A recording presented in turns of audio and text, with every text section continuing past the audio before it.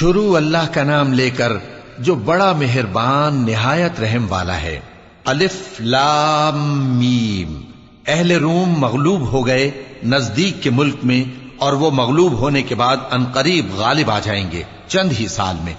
پہلے بھی اور بعد میں بھی اللہ ہی کا حکم ہے، اور اس روز مومن خوش ہو جائیں گے، یعنی اللہ کی مدد سے وہ جسے چاہتا ہے مدد دیتا ہے، اور وہی تو غالب ہے، بڑا مہربان ہے۔ یہ اللہ کا وعدہ ہے۔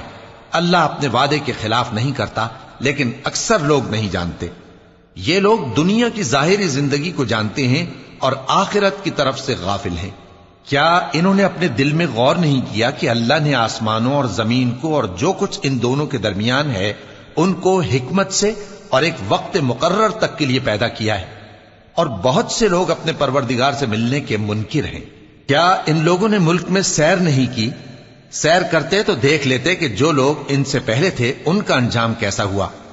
وہ ان سے زور و قوت میں کہیں زیادہ تھے، اور انہوں نے زمین کو جوتا اور اس کو اس سے زیادہ آباد کیا تھا جو انہوں نے آباد کیا، اور ان کے پاس ان کے پیغمبر نشانیاں لے کر آتے رہے۔ تو اللہ ایسا نہ تھا کہ ان پر ظلم کرتا، بلکہ وہی اپنے آپ پر ظلم کرتے تھے۔ پھر جن لوگوں نے برائی کی ان کا انجام بھی برا ہوا، اس لیے کہ وہ اللہ کی آیتوں کو جھٹلاتے اور ان کی ہنسی اڑاتے رہے تھے۔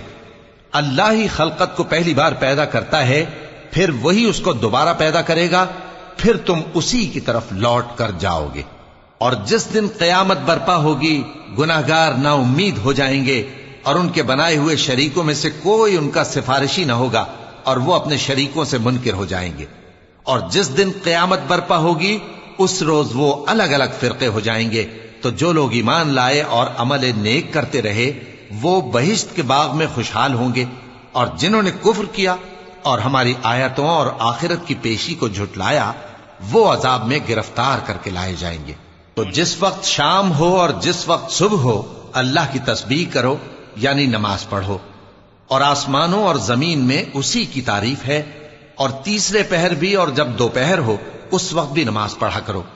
وہی زندہ کو مردے سے نکالتا ہے اور وہی مردے کو زندہ سے نکالتا ہے، اور وہی زمین کو اس کے مرنے کے بعد زندہ کرتا ہے، اور اسی طرح تم دوبارہ زمین میں سے نکالے جاؤ گے۔ اور اسی کی نشانیوں میں سے ہے کہ اس نے تمہیں مٹی سے پیدا کیا، پھر اب تم انسان ہو کر جا بجا پھیل رہے ہو، اور اسی کی نشانیوں میں سے ہے کہ اس نے تمہارے لیے تمہاری ہی جنس کی عورتیں پیدا کی تاکہ ان کی طرف مائل ہو کر آرام حاصل کرو، اور تم میں محبت اور مہربانی پیدا کر دی۔ جو لوگ غور کرتے ہیں ان کے لیے ان باتوں میں بہت سی نشانیاں ہیں۔ اور اسی کی نشانیوں میں سے ہے آسمانوں اور زمین کا پیدا کرنا، اور تمہاری زبانوں اور رنگوں کا جدا جدا ہونا۔ اہل دانش کے لیے ان باتوں